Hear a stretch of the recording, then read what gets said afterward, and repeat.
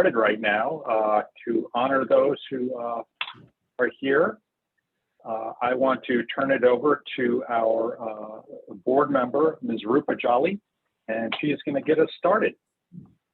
Thank you. Good morning, everyone. Good morning. My name is Rupa Jolly. I'm a board member for the Volunteers of America Southeast Louisiana. As you may or may not know, Volunteers of America serves a multitude of vulnerable populations through over 20 programs, which amazes me every day with everything that we do. Today, though, we'd like to take a deep dive on how Volunteers of America addresses the needs of individuals with intellectual and developmental disabilities in our community. This is very important work. And as both Omegia Fulgham-Lee, Director of our Community Living Services, and Heather Matthews, Director of our Supported Living Services, will discuss, Volunteers of America helps over 130 people with disability live independent, dignified, which I think is very important to say, and fulfilling lives. I guess if I could ask everyone to mute themselves if they haven't already.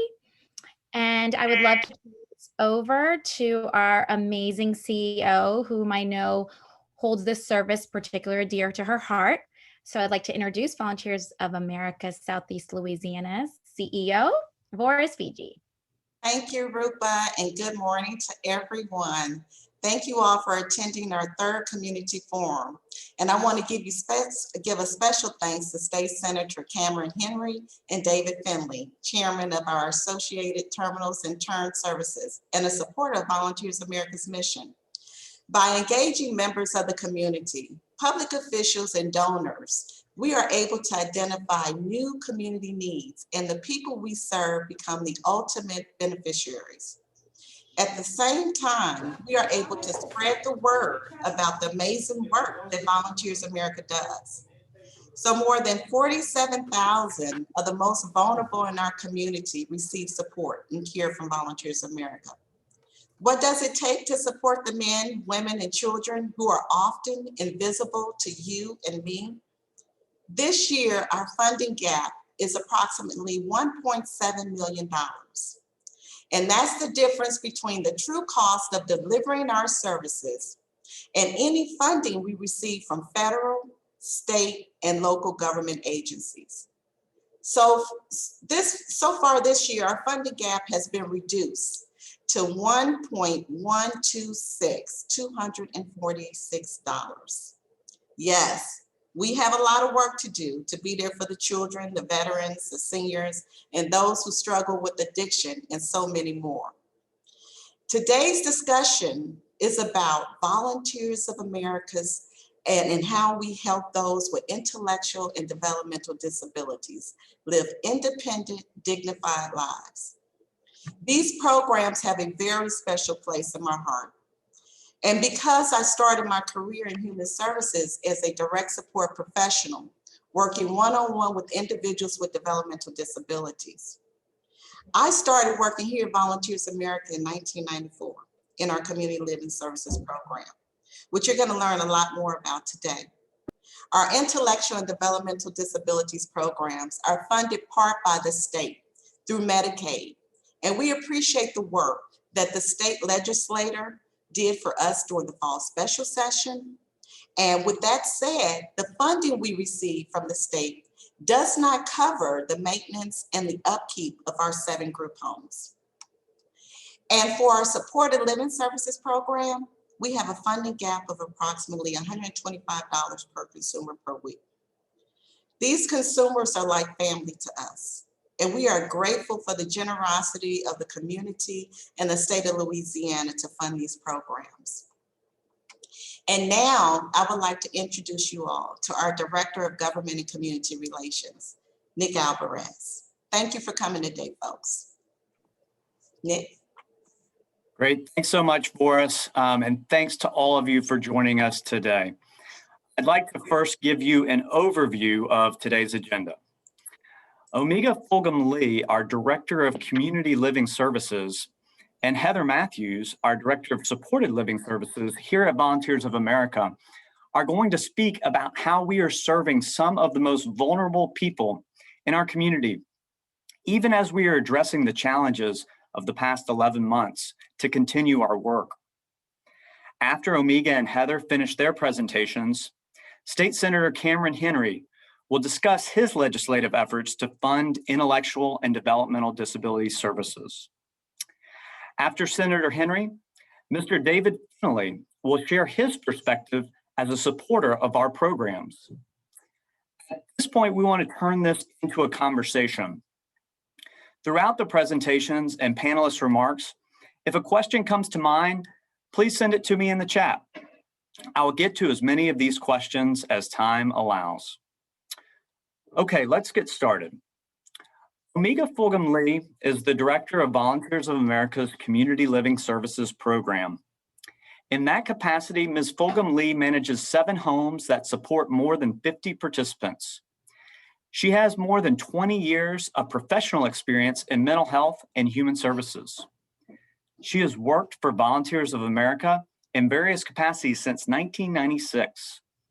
She holds a Master in Public Administration degree from Troy University and a degree in social work from Southern University of New Orleans.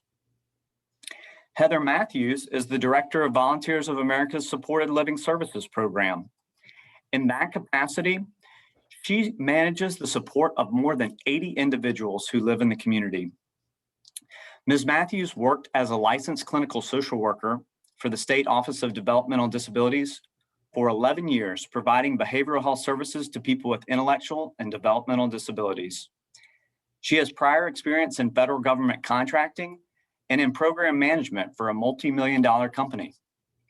She holds a Master in Social Work degree from Louisiana State University and degrees in psychology and business from the University of North Carolina. She currently serves as the treasurer for the board of the Community Provider Association. I'll now turn it over to Omegia Fulgham-Lee, to be followed by Heather Matthews. Omegia, take it away. Good morning, everyone.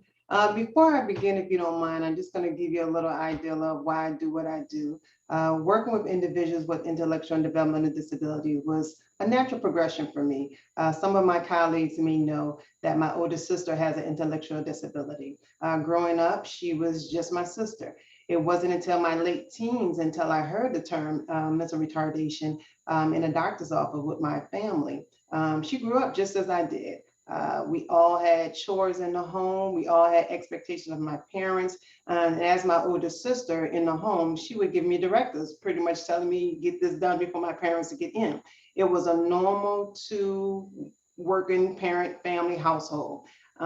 She attended high school just as I did and my peers, as well as worked as an adult. As an adult, I became more aware of individuals with intellectual disabilities, and I decided that this is kind of where I want to do my career at. It was more exciting for me to kind of work towards individuals or look towards individuals' ability versus their disabilities. And this is why I do what I love. In this forum, Heather and I are going to discuss individuals we serve with intellectual and developmental disabilities. Our goal is to help individuals live with dignity in the environment that they can benefit from. Individuals with intellectual and developmental disabilities is characterized as a significant limitation of intellectual function. This can be diagnosed at birth. It can affect one's reasoning, their learning, problem solving, and behaviors. Individuals with intellectual and developmental disability can range from mild, moderate, or profound on the spectrum. These conditions may impact an individual's daily life to function. According to the Center for Disease Control and Prevention, CDC, 29% of adults in Louisiana have at least one disability, which in the average of Louisiana, 22% of Louisiana disabilities, 13% are unable to live independently and need assistance for activities such as taking their medications, preparing meals, dressing, or bathing. Since 1974, Volunteers of America opened New Orleans' first community home. We have provided housing and care coordination 24 hours a day, 7 days a week for individuals with intellectual and developmental disabilities. Most of the individuals we serve are from working families. who do not have the resource to support their family members in their home with intellectual disabilities. Currently, the state provides support for schooling for individuals with intellectual disabilities up until the age of 22. But after that, the families have to seek support for them. It's very difficult once you become an adult to know what to do without having supports from somebody. Volunteers America serves over 140 individuals with intellectual and developmental disabilities in 2 of our programs. The first is the program I manage, which is Community Living Services Program. Consumers are served in a group home setting. The second is Supportive Living Services, which is my colleague Heather Matthew oversees that particular program. Consumers in that program are cared for in their homes and or in their family homes. In both programs, all of our work is anchored in each consumer's comprehensive care plan, which are individualized plans that are developed through person-centered approach. Being person-centered is all that we do. It's critical. A person-centered plan consists of an annual plan meeting for the individuals served. Individuals can choose to have anyone they desire at their annual plan meeting. Their family members, their friends, Volunteers of America can support them, as well as advocates and their medical providers can be invited to their annual meetings. This is where the individuals served discuss their goals, their wishes, where they develop their plans for their life skills. We also address their needs, their medical conditions, their trades, their interests, as well as we create a plan for them that will support them in their needs. Comprehensive plan of care model ensures that each individual receives a specific support staff to maximize their potential, ensuring independence and manage additional care needs that arise as they become older adults. In the Community Living Services Program, as we work on person-centered plan goals, we develop a family-like community atmosphere in our group homes. We believe that persons with developmental disabilities who are unable to live independently in their own homes function more productively with greater self-esteem in small residential settings, rather those settings than in an institution. We provide services to people with intellectual and developmental disability in 2 ways, as I said, through our 7 community homes and through the Home and Community-Based Services Program. In a community home setting, we provide 24 hours a day support and supervision by direct support professionals. Staff members ensure a comfortable family-like environment and help residents achieve their independent living through community integration, education, training, and self-directed service plans. The picture on the slides of 3 particular group homes. One of them is Olympia Group Homes, the other one is Iberville, and we also have Craft Community Home. For many of our residents, Volunteers of America would be home for life. For others, it would be a place where they can gain some self-support and skills that will allow them to move to the Supportive Living Services Program, which is Heather's program. Let me give you an idea of what it's like to be a resident in a community home. There is really no such thing as a typical day with 8 individuals and anywhere between 3 to 5 staff in the home walking around planning activities all day long. But pretty much it's pretty normal. The individuals get up in the morning, they eat their breakfast, they get their medications, and then they plan their day. A lot of them go to the day program, some of them go to work, and some of them go to school on a normal setting. The objective is community integration. After all, we are working towards them leading towards independent, fulfilled life.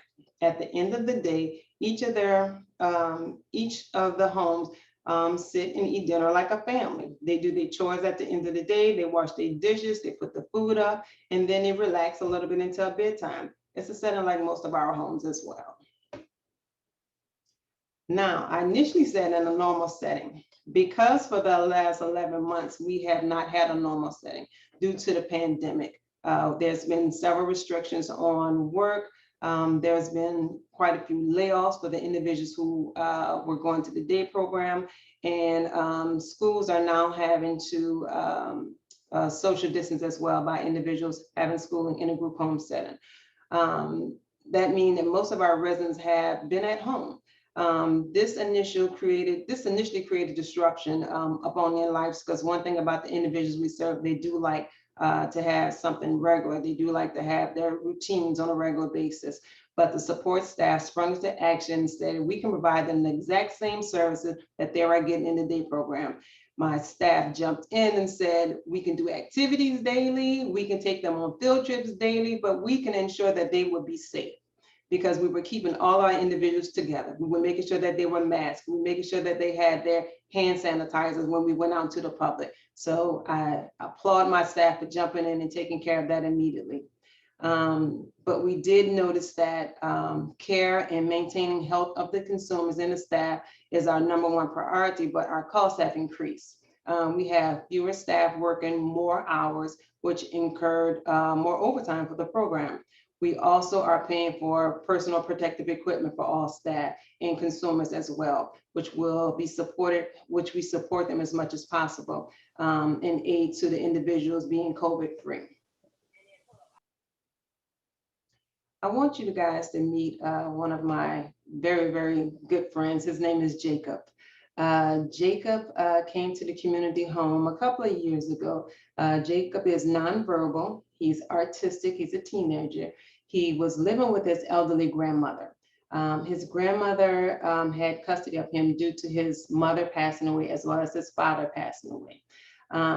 His grandmother had a fall, and she noticed after that it was very difficult for her to care for Jacob. So many times we get individuals who were living in a home setting that come into the group home settings because they have a lack of resource. Community Living Services Program stepped in so many ways, not just to take care of Jacob, but also to provide as many services as we can to his mother. We take for granted a lot of times preparing a hot meal, individual living in a clean home, individual living in a stable environment, and we were able to do that for Jacob. Basis, really when Jacob initially came into the home, he was a little shy, a little reserved. He wasn't used to being around so many different people, but just like any other teenager, anytime it was time to eat, Jacob was the first one at the table. He was ready to eat, and he came very comfortable with getting up and getting things out of the refrigerator. Jacob moved into the Olympia home, and he is like a star at this time. I mean, he is so spoiled. He lives there with 7 other individuals, 6 of them being females, and they all see him as their son or their little brother. He's the youngest in the home, and they take very good care of him. He's very, very spoiled. His housemates love him to death. Today, he is doing very well. He is homeschooling right now, and he gets a lot of support from the staff to make sure that those things are being taken care of on a regular basis. I really appreciate you guys' time and listening to me today. If you don't mind, I will turn it over to Ms. Heather Matthews. Good morning, everyone. Thank you, Omegia. It's great to see all these faces, and I'm excited to share a little bit about my program, the community, that would be Omegia's program, the Supported Living Services Program. I'm going to tell you a little bit about why it's so important to me. Growing up, I am the oldest of 3, and I'm adopted.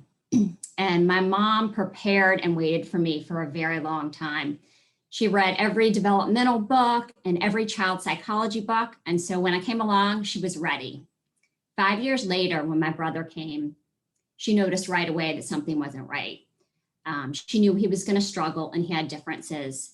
And we later learned that it was fetal alcohol syndrome. 5 years after that, my sister was born. She came home for a few weeks, but was born with congenital heart and lung defects and ended up back in the hospital, remained there for her toddler years, tied to tubes and wires, with frequent episodes of oxygen deprivation. Emotional. And so when I entered middle school, middle school's hard. You think your feet are too big and you're not cool, and they're awkward years. But that's really just a part of normal development. I learned quickly that it wasn't really fair for my brother and sister. They, like others like them, were shuffled away in special classes, were dismissed, ignored, and even hidden from the community. My mom was determined that my siblings would live and work like their same age peers in the community, and their voices would be heard. I took on the charge early and unknowingly at first. I spoke up for their rights and defended them to the end. And that's still my charge today. I earned a degree in psychology to better understand abnormal psych and development, and then I earned a master's degree in social work so I could serve my community. I've been working with this population since 2000, and I'm committed to ensuring that individuals with IDD live their fullest lives. Sometimes in this fast-paced world, we keep up with the Joneses. We celebrate graduations and weddings, but understanding developmental disabilities teaches you to see the world differently. Centered in this place, we recalibrate success. Celebrations aren't going to come after a college degree. In this field, we know that learning something new, like making a meal, is a small stride towards autonomy. If you lived in a place where choosing what was for dinner wasn't an option, or no one believed in you, that you had the skills and potential to prepare a meal, this is empowering, it's dignity. And over the years, my vantage point in the world has changed. And through this lens, I've learned to appreciate the little things in life. In IDD, we measure success in small increments. And so I am so proud to continue this with Volunteers of America. Next slide, thank you. The Supported Living Services Program serves 85 people in their own homes or in their families' homes. Our program allows people with disabilities to live where they choose, independently, obtaining and maintaining employment and enjoying social activities. Support is provided to individuals with a variety of disabilities, such as cerebral palsy, Down syndrome, autism, just to name a few. These individuals and their families navigate complex processes before deemed eligible and being put on a waiver wait list from the Department of Health. Waivers are funded through the state through Medicaid. There are a limited number of waivers and a limited number of workers to deliver these services. There are countless families with loved ones with a disability waiting for services. Like CLS, the Supported Living Services Program developed individualized, person-centered plans to promote and enrich the quality of life. Each person's plan is customized to their needs. We work with people to acquire new skills, maintain and improve their physical and mental health, and actively participate in the community. Unlike the Community Living Services Program, only 35 of our 85 people receive 24 hours care. Another 40 get about 70 hours a week or 10 hours a day, and the rest just 5 hours. And that is driven by their needs in the community. Next slide. Many of the people we serve room with one another in their own houses or their own apartments. By living together, they enjoy each other's companionship and they share expenses for rent and utilities, as well as the cost of care. We encourage consumers' participation in the community as much as possible through jobs, volunteering, or a day program where they can learn life skills. Additionally, we look for and create activities for consumers to do as a group. You can see here, Hank at the top, he's attending a Touch a Truck event on the North Shore, and I think that smile says it all. We take consumers bowling and to art classes. And at the bottom on the left, you can see a photo of our consumers doing one of our favorite activities where we include all 85 individuals and we're going for lunch and a ride on the Steamboat Natchez. Of course, like the rest of us in the past 11 months, have restricted our ability to get out into the community. Many of our consumers have conditions that place them at greater risk if they were to get COVID, and therefore we've been especially careful. The field of geriatrics and care for older adults with intellectual and developmental disabilities remains underdeveloped. With improvements in medical care, the need to provide geriatric care is growing. Aging with a disability presents a unique challenge, including the need for more specialized care. Louisiana has not appropriately funded disability services to support for the growing health care and the human service cost for caring for people as they age. This directly affects the availability and the quality of care for elderly people with disabilities from low-income households. Private care is simply cost prohibitive for low-income persons and their families. Adequate state funding, supplemented with philanthropic investments, are essential for maintaining appropriate care for older people with intellectual and developmental disabilities. Okay, I'd like you to meet Dawn. This is Dawn here with her worker on the left. She has been with our agency for over 30 years. Dawn came to Volunteers of America and started out in Omegia's program at Community Living Services. Her family felt that Volunteers of America could provide the best care for her. With the support of Omegia's group, Community Living Services, Dawn learned skills and built confidence to the degree she was able to move out into her own apartment and become a supported living services consumer. Dawn had a job, she was active in her church, and she had social activities. During those years, she did not require 24-hour care. In the 90s, there was a program set up for people like Dawn to become homeowners. Based on her success, saving money and living independently, we worked with Dawn to purchase her own condo in New Orleans East. Unfortunately, it was destroyed during Hurricane Katrina and the insurance wasn't enough to rebuild. So she moved to an apartment with 2 roommates to help pay the rent. She has a strong bond with her roommates, Jody and Mary, who you can see on the right. They care about each other just like sisters. And they're always together, and they don't always share their thoughts or feelings, and they're not always verbal, but they are family. As Dawn has entered more advanced age, she is struggling with the needs for enhanced support. She had a stroke, and because of her existing disability, she's not been able to recover. In addition, she has severe anxiety and needed her knees replaced. Now it takes 2 direct support professionals to help her with activities, such as getting into the shower or just making breakfast. The plan of care has evolved significantly because Dawn simply needs more support. To serve Dawn and others like her, we must provide stepped up services as we develop care for people with intellectual and developmental disabilities who are experiencing age-related illness or decline in their physical, mental, and social emotional health. We have a responsibility to continue to care for Dawn as her needs change. Even as Dawn needs more care, the state provides the same basic rate.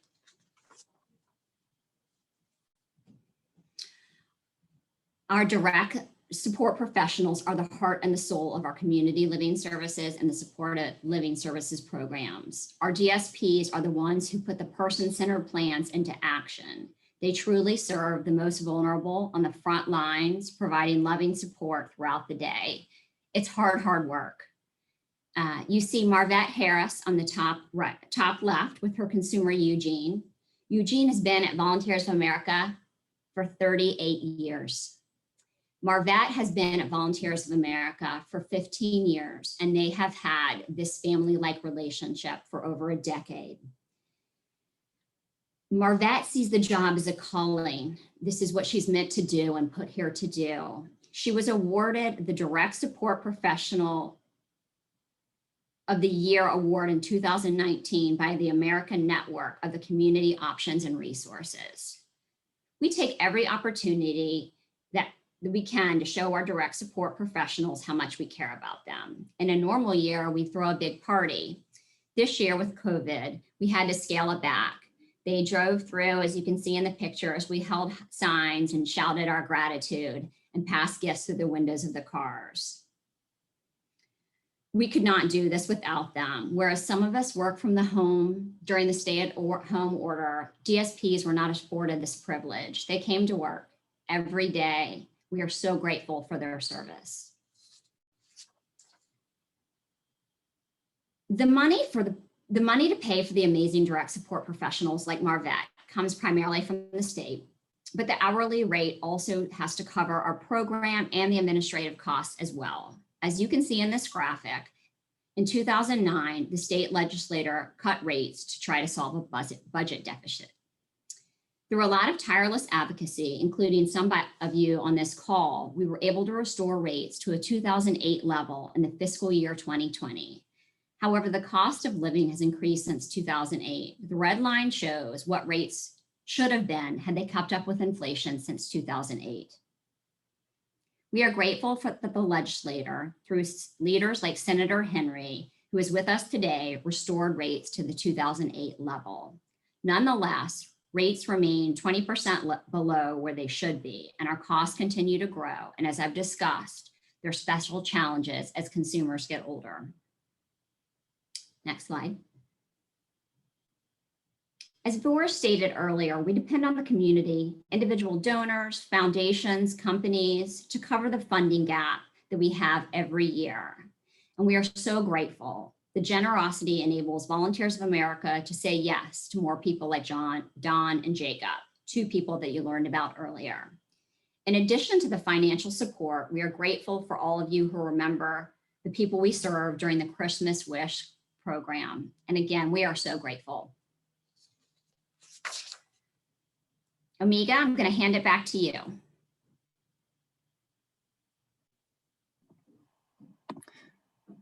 I think actually, Heather, I'm going to take it from here. Okay. Thank you so much, Heather. And thank you, Omegia. You know, I really want to encourage everyone. If you're like me, you're starting to create a post-pandemic list of, you know, the first things you're going to do. And I would encourage everyone to interact with our CLS and SLS programs in some way post-pandemic, because, you know, just going to one of the group homes or interacting with supported living services clients, it really just is a blessing to really interact with these amazing, incredible people and our direct support professionals as well. So please put that on your list. You know, we're now going to turn it over to Senator Cameron Henry.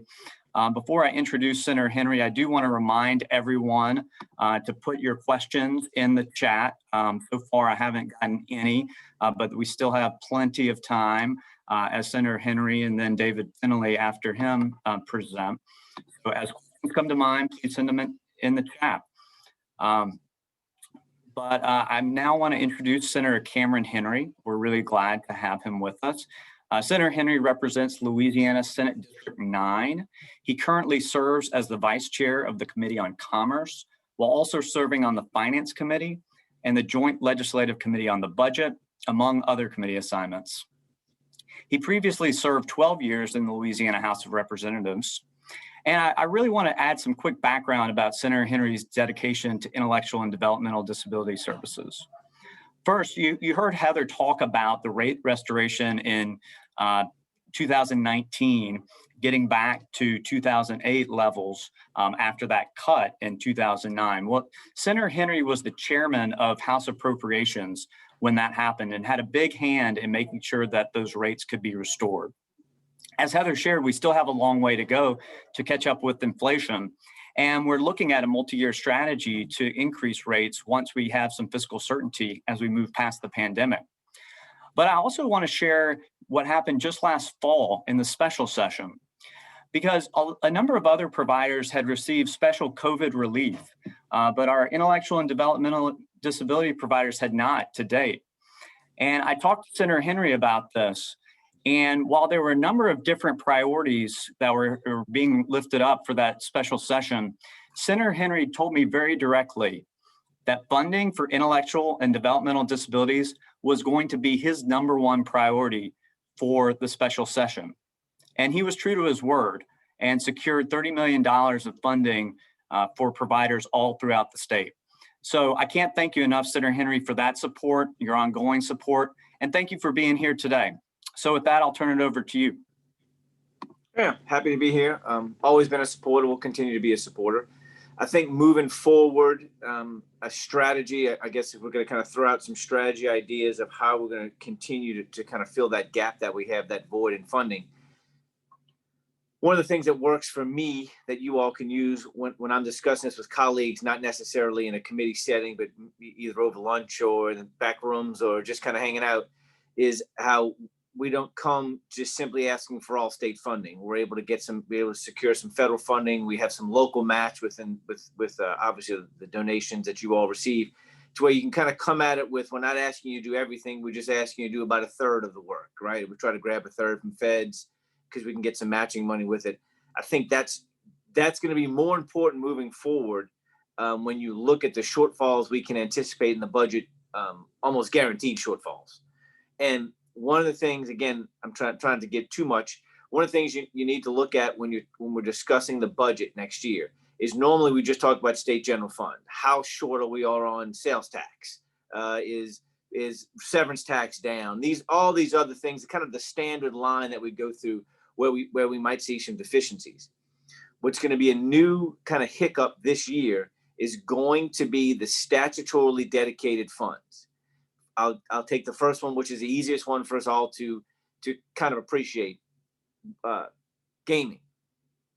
We all know that gaming, whether it's video poker, casinos, whatever it might be, that's down about 25% so far. A lot of the money that comes in from any type of gaming is dedicated to specific areas, whether it's the DAs, the judges, whatever you can think of, we've dedicated it to, right? Well, that is going to, that revenue is not there right now, right? We anticipate it coming back over time, but it's not there. It's another group that we're going to have to work with to try to help them make up their shortfall as well. So if in essence, if we had 5 people in the room that we're trying to help with the shortfall, right? Because we've increased that to maybe 15 people now are in there because of shortfalls in the dedicated areas that we normally don't have to worry about. Hotel motel tax. I don't think it's any great mystery that there aren't too many people staying in hotels in Louisiana right now. A lot of the percentage of those pennies, half a penny, quarter of a penny, whatever it might be, they went to fund a lot of the tourism boards around the state. That's obviously used to drive tourism to Louisiana. No doubt we all can appreciate that there will be some shortfalls there because we know they're not bringing in that much money.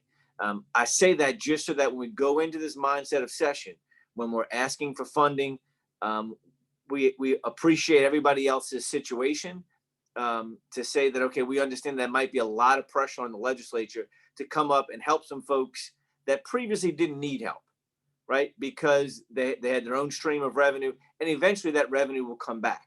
The court system is another example. If you can't go to court, you can't collect the fees. That's just a fact.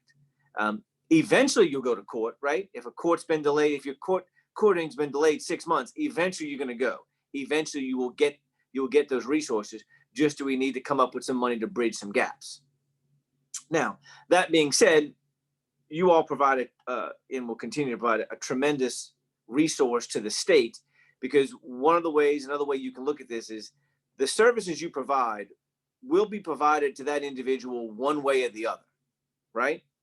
That individual, that consumer, that individual needs a service. We're either going to provide it through you all, or we're going to provide it through LDH, or we're going to provide it through Children and Family Services. By not giving you money, is that it doesn't imply that the problem goes away. Does that make sense, everyone? And I think that's the way you need to sell it when you're talking to folks. There's an issue we have to address. It will be addressed in one area of government or the other. This is the most efficient. This provides the greatest return on our investment because we're trying to get individuals back to where that best possible life can be, right? That's the goal. That's what you all provide. You provide the best option of the other options that can be used to address the needs of these individuals. It's not going to go away. And I think that's one thing that sometimes, especially your young legislators. And when I say young, I don't mean 20, I mean freshmen. Freshman legislators don't really get that yet, that a service has to be provided and one department of government is going to provide it. And this is the greatest return on your investment that we have. And we have documented proof of it, right? We can actually show that what we're doing is working. That's why, though, over time, we've had to educate and re-educate folks on getting your rates back where they need to be, and we'll continue to do that. These are some of the things that I tell members, right? I don't necessarily say it in committee because obviously you can tell it takes a little bit longer. And a lot of my colleagues have the attention span of a beagle, so I don't really want to put too much pressure on them to try to remember everything. I try to tell them at a different time, and then I come back and reinforce it in committee with less description, but more poignancy if necessary. I think that's kind of the way I would approach this session moving forward. Fiscal uncertainty, you're going to hear that term a million times. Because we're still trying to figure out exactly where the numbers lie. And it's not necessarily, for example, St. Tammany, Slidell, the city of Slidell. The city of Slidell has more sales tax than it did last year. They gave raises to the police officers and their government workers. So not everybody is suffering. Certain segments of our economy are suffering, right? But not across the board. We're not seeing it across every aspect of government. So there could be a shift. Yes, at the beginning of the pandemic, restaurants weren't doing very well, right? We all know that. But unfortunately, hospitals were full. Well, both of those generate sales tax, right? So we've shifted the revenue that was previously attained at a restaurant, that went down, but hospitalization taxes and so forth went up significantly. With low interest rate, we see people buying more cars. All of these different factors is a shift in where the money it traditionally came from to where it is now. So don't get, I don't want to use the word con because that sounds not the right way, but don't get sidetracked when someone says, oh, the economy's falling apart, we don't know what to do. Be more specific. Say, well, what areas are down that were previously up and what areas are up that were previously down? You'll see some type of a shift there. Now, casinos, correct, they're down 25%, but I would imagine someone that has that disposable income spent it somewhere else, right? The restaurants in St. Tammany Parish did real well because no one came to Orleans Parish to go to dinner anymore. Well, their area is improving. So just I'm more, as you can tell, more focused on the strategy of being able to get your rates back up and maintain what we've done more than anything else. And if we all can generally say, we don't want to make it scripted to make it look like we all, reading from the same bullet points, but if we can generally say the same things to legislators as you continue to meet with them, I think it puts us in we're telling a better story. And we don't need to have all the details exactly the same, but the general story has to be the same. And I would definitely recommend you all get some of the members of your board who are in areas of the state and have them do Zoom meetings with legislators today. The sooner the better, because as the numbers come out of what the economy is going to look like, the unknowns, folks are going to start trying to meet with members to kind of secure what they got last year. Let's maintain what we have last year and try to add to it. We surely don't want to do less than we had last year, right? So we've got to put all that on paper to get members really focused on what we need them to do to help us continue. We're making good progress. It just, like you see, it takes a while. I'll be happy to answer any questions anybody has, or if I talk too long or not enough, y'all, I'm pretty casual with stuff, so let me know what you need. That's great. Senator Henry, I really appreciate it. That's a really helpful framing for the work ahead, especially looking forward to the session in April. If folks have questions, please continue to put them in the chat. I've seen a lot of good questions coming in. We're going to turn now to David Fennelly, and then we will circle back to a open Q&A after Mr. Fennelly. And I see the questions coming in, great questions. I'm going to try to combine some so that we can get to as many as possible. But I do want to go ahead and introduce David Fennelly now. He's the founder and chairman of Associated Terminals and the chairman of Turn Services. Mr. Fennelly's companies have a strong corporate culture of employee-driven community engagement. On behalf of Associated Terminals, he received the 2018 Outstanding Community Service Award at Volunteers of America's National Conference. Mr. Finley and his partner, Carlos Sanchez, are passionate champions for people with intellectual and developmental disabilities. Their foundation, the Finley Sanchez Fund, is a great supporter of various nonprofits in the communities where they work. I'll now turn it over to David Fennelly. Thank you so much, Nick. Where to start? The start starts with thank you. Thank you to all of the staff and everybody who has taken the time this morning to join us. Senator, I'm not sure where we would be without your efforts and the state funding. As you well know, it is crucial, but every time I hear about the void in funding and the need increasing, and then hear the testimony of those that are so close to where the need arises and are able to document, if you like, both in the actual life need and the financial need. It is quite humbling at best, to say the least. So Omegia and Heather, thank you for being so wonderful in allowing us into your lives and understanding how close you are to it, and for dedicating all of these years and all of your time. It is truly something to be admired, and I just can't thank you.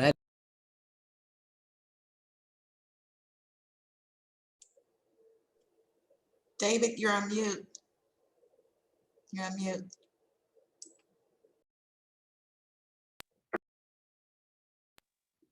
Are we there? Yes. Okay, Yes. I apologize. I don't know how that just seemed to happen automatically. Did you hear what I said so far? Okay, great.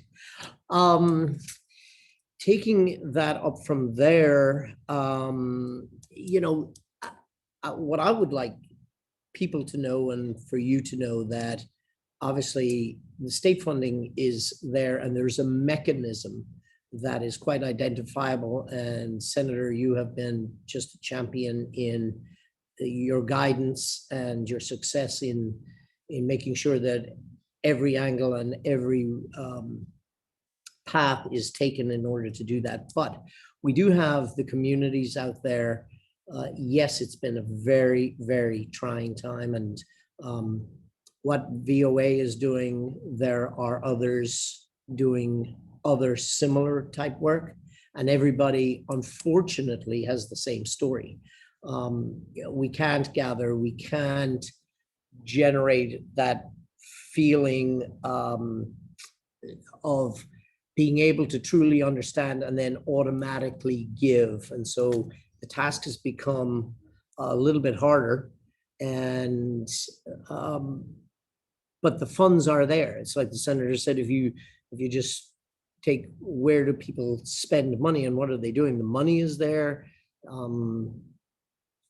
We just have got to continue to find the way of reaching people where they are willing to reach in their pockets and support the efforts. And I think we're all learning. I'm a layperson out here, so I'm not privy to the daily thought process and the kind of thinking that, as you sit around and balance all of this, it is life. It is true life.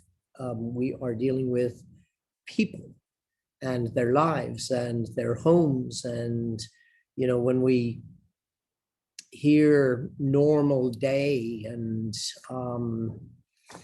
challenges because of COVID, but the challenges were there before COVID, it is just complicated, the challenge and the need. And you know, one of the things that it's only when you stop and listen and see that those that have been helped over the years, when you hear about individuals that have been in the programs for 30 years or 25 years or just arrived 2 years ago, the numbers are growing, and it sounds to me like the need and therefore the cost is continuing to rise. And so I guess what I would say is that I'm here for you in whatever I can do.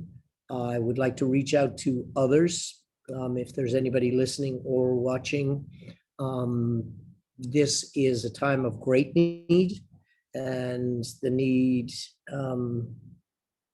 continues. And so I would encourage everybody to take the time, understand, I am learning more. I have learned more this morning, and yet again, I am put back in my chair to hear and realize and understand the life and the life's needs. And so with that, I would also like the senator to take any questions. Nick, if you think of something or you'd like me to head in a direction, I'm certainly here for you.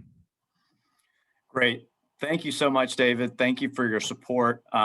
We do have a number of questions, and I'm going to try to group these together so that we can get to as many as possible. This first one is I think mostly for Heather and Omegia. Heather, Omegia, the question is, can you talk about any program changes that you've made due to COVID that possibly were positive for service delivery that you might want to keep in place? Any telehealth flexibilities for the workforce, anything of that nature that has been a little bit of a silver lining that you've learned and want to keep going post-pandemic? Sure, I kind of mentioned it, which is our day program efforts. Because the individuals were unable to go out to day programs, and the direct support staff and the management kind of stepped in to provide those services outside of what they traditionally do, we were able to duplicate those services, and I think that's something that we can continue to work on. Anything on your end, Heather? Hey, Nick, thanks for asking. That's a good question. There have been a couple of things that have gone well for us. There are exemptions that have been made to our services that include allowing family members or other people that live in the homes to provide services to our consumers. That has really helped. We know that a trustworthy, safe person is providing that care, and there's less spread of COVID, people coming in and out of the house. So that's been something we've really been grateful for. I think the other thing is the virtual visits that you mentioned. Our staff, our supervisory staff, is able to get an eye into the homes through FaceTime or Google Duo or whatever the DSPs know how to use. And that has allowed us to still have our eyes and ears on the home, but not spread COVID. And that, I think, would be a great thing to continue. It lets us see more people and access people just simpler and easier. Excellent. Another COVID related question. I mentioned about how I think everyone should go visit a group home or get involved with SLS post pandemic. But are there ways that you can get involved now? Are there ways that community members are being integrated into the work that you're doing, whether it be virtually or anything else? Or, if someone has an idea that they might want to share, how could they do that? Even as we're in this, work from home, social distance reality that we still have? That is an excellent question. Because we're spending a lot of time in a community home setting and we're trying to redo a few things, I think we are always looking for people to volunteer their mind. We need great ideas as it relates to activities individuals can do in the home, different craft ideas. Even if someone wanted to lead a virtual exercise program or a virtual exercise party or virtual birthday parties, those has been a great hit for us. Individuals having birthday parties and people kind of coming in and just telling them happy birthday and just blowing a horn and just letting them know that they're thinking about them. So those ideas are always great to hear.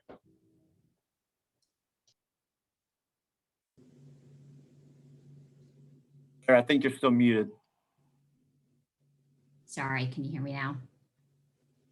I think I just wanted to echo what Omegia was saying. I think that virtual experiences really are beneficial for our consumers right now. They're so isolated and so alone, and many of them don't understand why they don't get to go out and see other people and hug other people.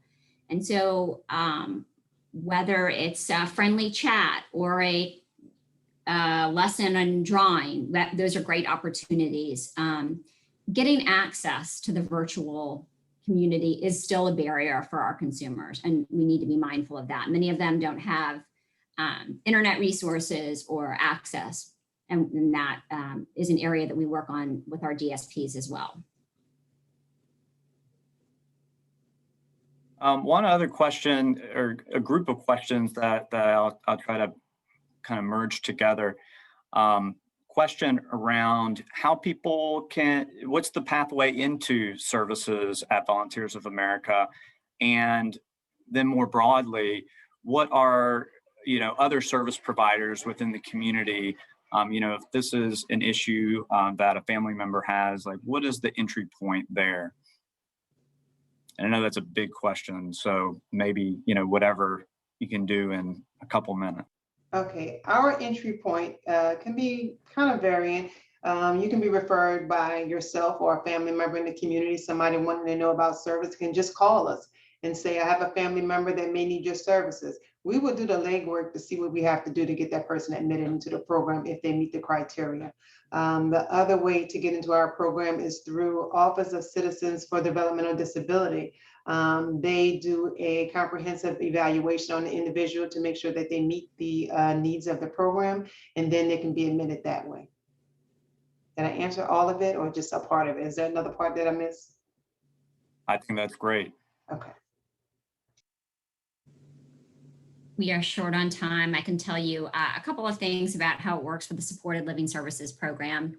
An individual must navigate the system, family member, get them to have an assessment and through OCDD and get approved and deemed appropriate for waiver services. Once they're awarded a waiver and funded through Medicaid, they are connected to a third party, the support coordination agency, and then apply to join us at Supported Living Services.